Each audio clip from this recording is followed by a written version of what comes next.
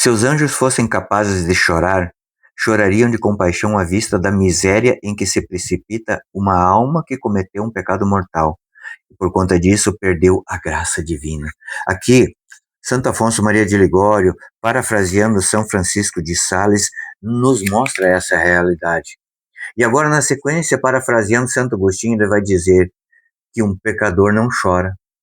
Porém, se esse homem perdeu uma ovelha, que é um animal vil, ele fica preocupado, ele chora porque perdeu aquela ovelha, ele busca ajuda dos vizinhos para encontrar aquela ovelha, mas não derrama uma só lágrima por perder a graça de Deus.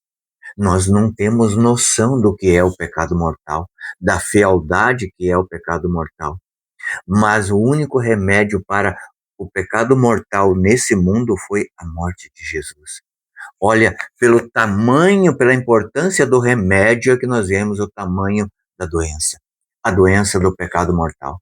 E é por isso que nessa passagem da cura do paralítico, que está em Mateus 9, a partir do versículo 1, nós vemos que Jesus, ao trazerem até ele um paralítico numa maca, Jesus, primeiro de tudo, ele não pediu um ato de fé para o paralítico. Porque na maioria dos casos em que Jesus cura, ele pede, né, àquela pessoa, o que queres que eu faça? Aqui ele não pediu. E a palavra que vai dizer que ele, vendo a fé daqueles que carregaram ele, então, antes de dizer você está curado, ele diz, teus pecados estão perdoados. Olha a importância da gente pedir o perdão dos pecados dos nossos a Deus. No livro de Jó, nós vemos isso com muita clareza. Jó tinha uma família excepcional, uma família que dá para se dizer que eram filhos santos.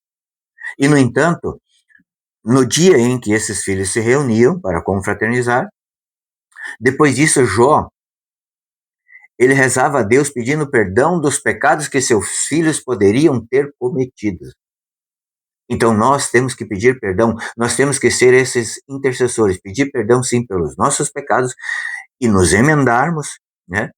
Mas pedir perdão também pelos pecados dos nossos.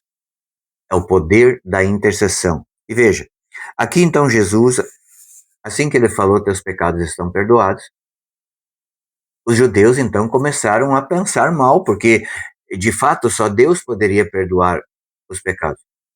Mas Jesus, justamente para provocar essa demanda, digamos assim, ele disse, o que é mais fácil, dizer teus pecados estão perdoados ou levanta-te e anda? E para provar que o Filho do Homem tem poder nessa terra, então, disse ao paralítico, levanta-te, pega tua cama, tua maca e vai para a tua casa.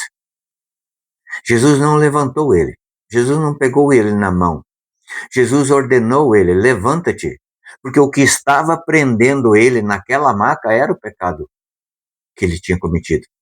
Ele agora estava livre.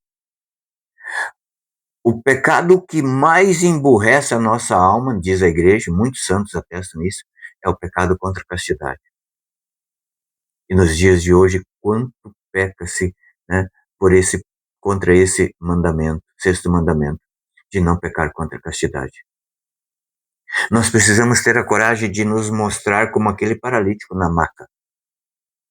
Se você talvez não tem coragem, não tem um entendimento, peça para alguém te ajudar. Como é que eu faço? Eu estou em risco, eu estou vivendo em pecado, me ajuda, eu preciso aqui de uma saída. Como é que eu vou fazer? O que acontece se eu morrer em pecado mortal? O que acontece da realidade dos novíssimos? É necessário que nós nos mostremos para Jesus dizendo, olha, Senhor, todos os pecados que eu cometi, eu estou aqui, perdoa-me. Nós busquemos o tribunal da misericórdia.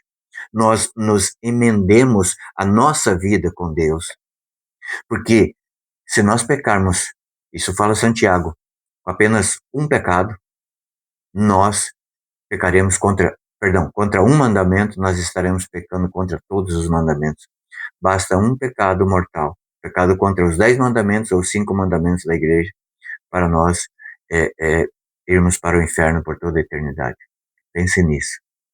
Onde é que você está? Como você está hoje? Você está levando um paralítico ou você está na maca?